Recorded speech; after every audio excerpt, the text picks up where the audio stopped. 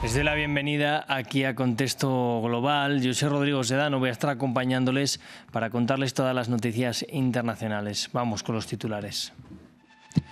El Departamento de Justicia apuró hasta este viernes, último día de plazo dado por el Congreso estadounidense, para publicar los archivos del pederasta Jeffrey Epstein. Son miles de documentos que, sin embargo, no son todos los que poseen, pese a que la ley obligaba a publicarlos al completo. Tenemos reporte. Y el secretario de Estado de Estados Unidos, Marco Rubio, ha insistido en que Washington no considera a Nicolás Maduro como un presidente legítimo. También que con los ataques a las lanchas se busca la estabilidad regional. El canciller venezolano Iván Gil espetó que Rubio profesa odio por América Latina. Y la Franja de Gaza ya no sufre de hambruna, así lo ha determinado un monitor mundial sobre la seguridad alimentaria, pero aclaró que la situación sigue siendo crítica. El secretario general de la ONU recibió con optimismo el informe, pero dijo también que los avances son peligrosamente frágiles. Comenzamos.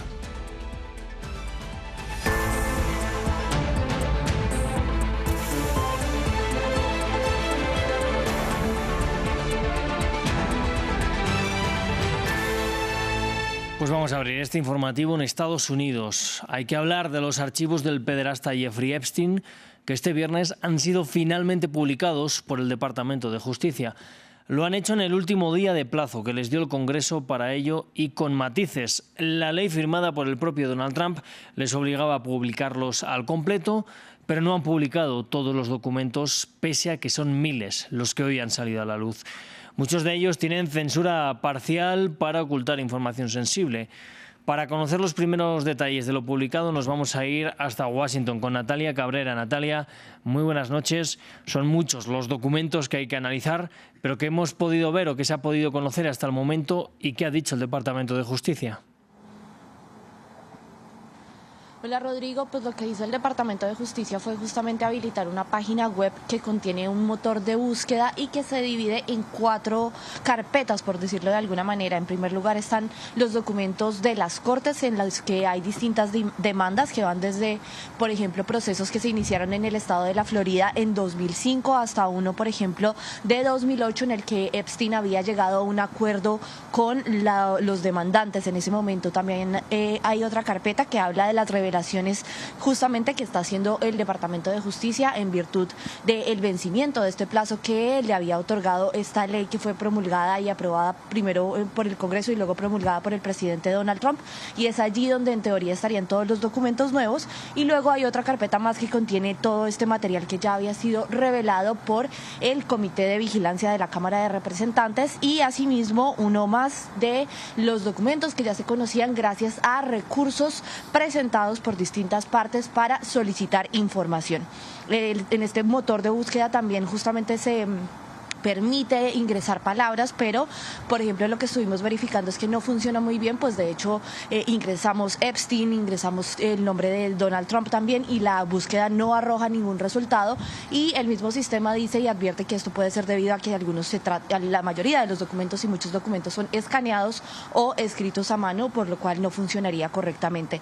Entre lo que se ha visto ya, entre lo que hay algunas fotografías del expresidente Bill Clinton, que pues desde luego no se conoce todavía el contexto en el que fueron tomadas, pero se le ve en ellas. También hay unas de Michael Jackson, el cantante Michael Jackson, y de Mick Jagger, así como registros de vuelos a la isla de Epstein, alguna lista de nombres de los masajistas que están también censurados para proteger justamente sus identidades, y también hay algunos videos de la celda de las afueras de la celda de Jeffrey Epstein en la que supuestamente se suicidó. Y pues lo que ha dicho el Departamento de Justicia es que justamente hay una cláusula que esta ley establecía que no se iban a publicar todos los documentos si interferían con alguna investigación en curso o si ponían en riesgo la identidad de las víctimas.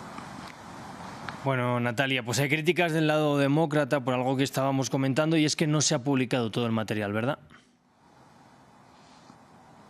Sí, justamente entonces ya son varios los senadores y los legisladores demócratas que han alzado su voz, que están diciendo que van a citar de hecho a la fiscal general Pam Bondi a declarar, a que explique por qué no se han publicado todos los documentos después de la promulgación de esta ley, que como lo mencionábamos daba 30 días para que se publicaran la totalidad de ellos, y amenazaron de hecho con someter a un proceso de impeachment tanto a la fiscal general como al vicefiscal Todd Blanche, y lo que él justamente dijo es que esta es la primera publicación, que es el primer bloque de publicación de documentos que van a continuar en las próximas semanas y que es un proceso que está en ejercicio justamente para cumplir en virtud de estas cláusulas que se proteja la identidad de las víctimas y que no se amenacen procesos en curso. Sin embargo, esto también ha despertado críticas y de hecho, como sabemos, ocasionó la ruptura o un alejamiento con la representante Marjorie Taylor Greene, que era una de las figuras más importantes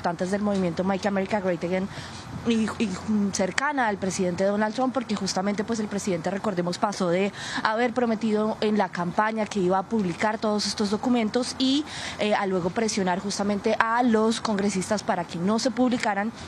Y todo esto después de que se conociera también que, según el Wall Street Journal, por ejemplo, el Departamento de Justicia le habría anunciado justamente al presidente Donald Trump que su nombre estaba en todos estos archivos y hay preocupaciones justamente por el impacto que esto podría tener en su reputación, sin que esto desde luego implique necesariamente que cometió algún crimen relacionado con los de El Pederasta. Pues Natalia Cabrera, nuestra corresponsal en Washington, D.C., gracias por este reporte. Nosotros vamos a seguir en Estados Unidos porque Marco Rubio, el secretario de Estado, lanzó una serie de declaraciones sobre Venezuela en una rueda de prensa con los medios de comunicación. Entre ellas, reafirmó que el gobierno estadounidense no considera a Nicolás Maduro como un presidente legítimo y frente al despliegue militar en el Caribe que Washington justifica como un operativo contra el narcotráfico, dijo que la estabilidad y la seguridad regionales son el objetivo. Desde Venezuela, el canciller Iván Gil lo llamó mentiroso y aseguró que Rubio profesa odio por América Latina. Vamos a escuchar al secretario de Estado.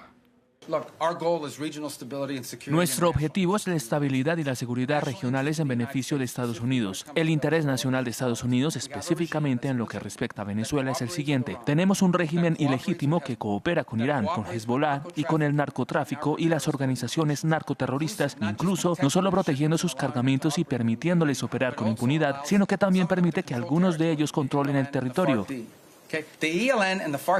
El ELN y las disidencias de las FARC operan abiertamente. Tienen campamentos abiertos que controlan territorio dentro de Venezuela. Ese es nuestro interés nacional y en eso nos centramos. Y en eso se ha centrado el presidente. Y en eso estamos trabajando y en eso nos hemos centrado todo el tiempo. Porque esa es la amenaza al interés nacional de Estados Unidos. En Colombia subió hasta 7 el número de soldados muertos en el ataque a una base militar en Aguachica, una localidad del departamento del Cesar, en el noreste del país. El número de heridos asciende también al menos 30, según el Ministerio de Defensa, que atribuye el ataque a la guerrilla del ELN. Estos habrían lanzado explosivos desde drones a la base aérea en donde los soldados descansaban tras una jornada de entrenamiento. Y el descontento sigue creciendo en Bolivia. Este viernes las calles de las ciudades más grandes del país andino, incluida La Paz, quedaron paralizadas. Los trabajadores del transporte público se declararon en huelga contra el fin de los subsidios al combustible que el Estado asumía desde hace 20 años. A pesar de que el Gobierno anunció que quiere convocar al diálogo a los sindicatos del transporte, las protestas se podrían extender por todo el país en los próximos días. Nos lo cuenta Leurel. Carreteras bloqueadas y llantas prendidas en fuego. Los trabajadores del transporte público en Bolivia salieron a protestar un día después de que el presidente Rodrigo Paz confirmara el fin de los subsidios al combustible. Como consecuencia, los precios de los alimentos y del transporte se dispararon, lo que estos manifestantes consideran una grave amenaza. No estamos de acuerdo y esta es una primera medida para que él analice, porque ha hecho una traición al pueblo boliviano. No solamente es al transporte, a todo ciudadano que vive de día a día. Era diría que espere después de Navidad, debería de lanzar su propuesta. No ahora que estamos cerca de Navidad, ¿cuántos días estamos? ¿A una semana? Uy, no tenemos nada vendido, ¿qué vamos a llevar para nuestros hijos? Mientras tanto, las autoridades sostienen que esta medida es necesaria para combatir lo que describen como una corrupción asociada a los subsidios al combustible. En una conferencia de prensa en La Paz, el ministro de Economía defendió la decisión y rechazó cualquier posibilidad de retirarla.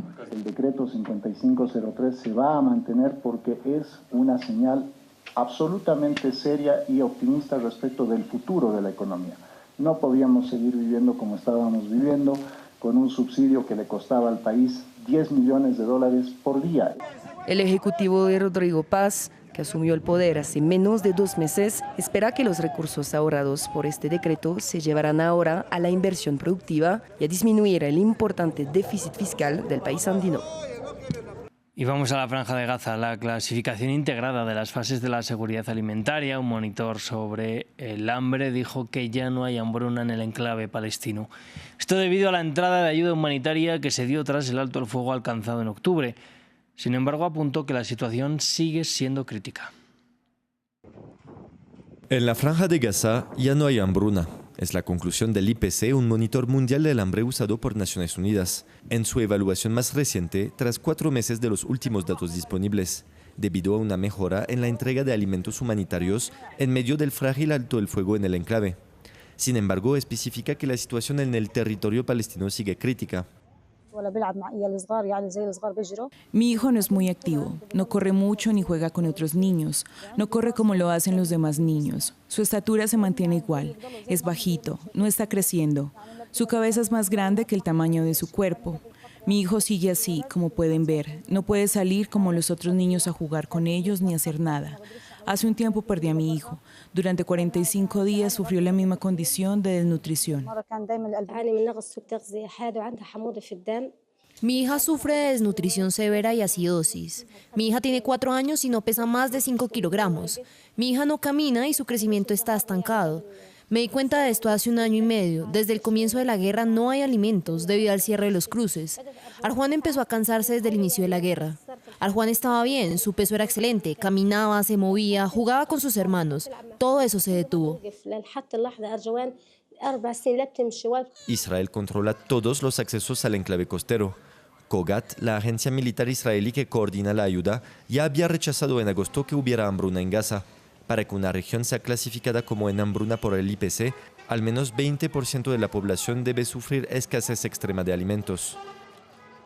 Así cerramos este informativo. Sigan aquí en France 24.